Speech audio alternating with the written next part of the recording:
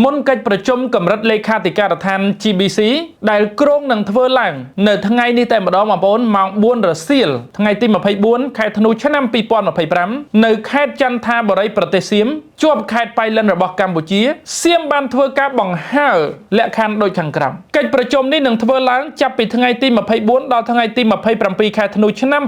2025 ហើយកិច្ចប្រជុំថ្នាក់រដ្ឋមន្ត្រីនឹងប្រព្រឹត្តទៅនៅថ្ងៃទី 27 ខែធ្នូនៅខេត្តចន្ទថាបុរីប្រទេសសៀមបានបញ្ជាក់ជាថ្មីនៅគោលការណ៍3របស់ខ្លួន 1. កម្ពុជាត្រូវតែប្រកាសបទឈប់បាញ់ជាមុនសិន 2. បទឈប់បាញ់ត្រូវតែពិតប្រាកដនិងបន្តក្រោមការត្រួតពិនិត្យដោយក្រុមអ្នកសង្កេតការណ៍ 3. កម្ពុជាត្រូវតែសហការដោយស្មោះត្រង់ក្នុងការដោះមីននិងសំខាន់ជាងនេះទៅទៀតត្រូវតែអនុវត្តបទឈប់បាញ់ភ្លាមនៅពេលដែលការចរចា GBC ចាប់ផ្ដើមប្រសិនបើមន្ត្រីនៅកម្រិតលេខាធិការដ្ឋានមិនអាចឈានដល់ចំណុចរួមក្នុងអំឡុងពេលកិច្ចប្រជុំរបស់ពួកគេទេការចរចា GBC ថ្នាក់រដ្ឋមន្ត្រីការពារជាតិនៅថ្ងៃសៅរ៍នឹងមិនអាចមានទៀតឡើយប្រភពពីទីក្រុងបាងកកការបង្ហោះសារមួយនេះដោយលោកពុយគាប្រធានអ្នកកាសែតកម្ពុជាដូចអ្វីដែលបងប្អូនបានឮហើយគេដាក់លក្ខខណ្ឌ3សម្រាប់បងប្អូនដែលចង់បានប្រភេទទូរស័ព្ទដៃ iPhone 17 series គ្រប់ទំហំគ្រប់ជីនិងគ្រប់កូដប្រទេសលើកលែងតែប្រទេសថៃបងប្អូនអាចមករកបាននៅហាងទូរស័ព្ទដៃគ្នាយើងគ្រប់សាខាចំពោះសេវាកម្មគឺមានច្រើនជម្រើសសម្រាប់បងប្អូនអាចធ្វើការទិញដាច់បៃដូបង់រំលោះ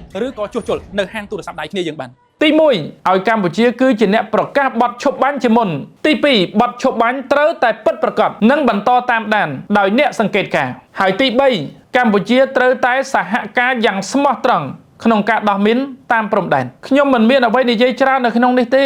សៀមជាចៅជាកម្ពុជាចៅតចំនួនដែលកូនខ្មែរគ្រប់រូបត្រូវចងចាំដាំក្នុងខួរហើយកូនចៅចំនួនក្រោយដែលកើតមិនទាន់សម័យនេះសុំស្រាវជ្រាវតាមអ៊ីនធឺណិតទៅ10 ឆ្នាំទៀត20 ឆ្នាំទៀត50 ឆ្នាំទៀត100 ឆ្នាំទៀត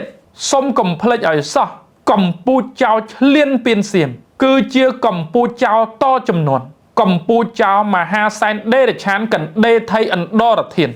សុំកូនខ្មែរគ្រប់រូបគ្រប់ចំនួនចងចាំកុំបំភ្លេចហើយកុំភ្លេចឲ្យសោះហើយខ្ញុំសង្ឃឹមថាការឆ្លៀនពៀនរបស់កម្ពុជាចៅសៀមនៅឆ្នាំ2025នេះនឹងត្រូវបានចងក្រងជាឯកសារជាមេរៀនដាក់ឲ្យកូនចៅចំនួនក្រោយសិក្សារៀនសូត្រដើម្បីចងចាំដើម្បីកុំឲ្យភ្លេចដើម្បីរៀនសូត្រអំពីមេរៀនបទពិសោធន៍នៃការឈឺចាប់របស់វីរៈកងទ័ពកម្ពុជានិងប្រជាជនកម្ពុជាក៏ដូចជាឋានៈដឹកនាំរបស់កម្ពុជាផងដែរព្រោះបើសិនជាយើងមិនចងក្រងជាឯកសារឲ្យកូនចៅចំនួនក្រោយសិក្សារៀនសូត្រទេកូនចៅចំនួនក្រោយនឹងមិនបានដឹងទេហើយយើងនឹងភ្លេចព្រោះអ្នកចំនួនមុនស្លាប់អស់អ្នកចំនួនក្រោយមិនបានដឹងប្រវត្តិនៃការឈ្លានពានរបស់កម្ពុជាចៅសៀមនឹងត្រូវសាបរលាបនឹងត្រូវបានគ្មានអ្នកដឹងសម្រាប់កូនចៅចំនួនក្រោយរបស់យើងដូច្នេះរឿងរ៉ាវនៃការឈ្លានពានរបស់កម្ពុជាចៅសៀមលើកនេះយើងត្រូវតែចងក្រងជាឯកសារហើយបង្រៀនកូនចៅរបស់យើងឲ្យចងចាំឲ្យខិតខំឲ្យបំវាយការឈឺចាប់ទៅជាការខិតខំបង្វាយការឈឺចាប់ទៅជាការអភិវឌ្ឍខ្លួនបង្វាយការឈឺចាប់ឲ្យคล้ายទៅជាស្មារតីនៃការរួបរวมជាតិស្នេហាជាតិសាមគ្គីជាតិឯកភាពជាតិដើម្បីប្រទេសជាតិរបស់យើងរឹងមាំខ្លាំងក្លារីកចម្រើនអរគុណបងប្អូនជម្រាបលា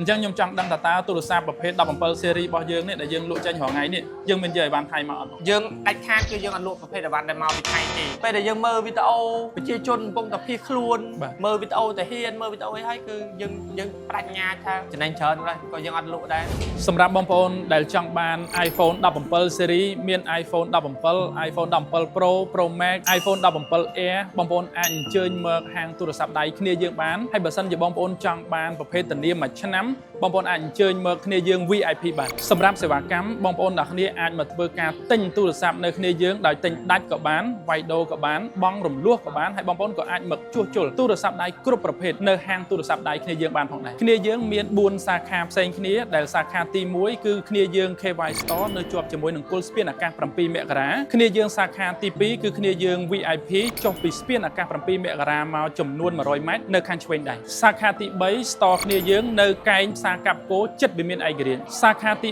4គ្នាយើង Eon គឺនៅទល់មុខនឹងផ្សារទំនើប Eon មួយតែម្ដងបងប្អូនចង់បានអីវ៉ាន់ល្អការធានាត្រឹមត្រូវនិងតម្លៃសមរម្យសុំកុំភ្លេចគ្នាយើង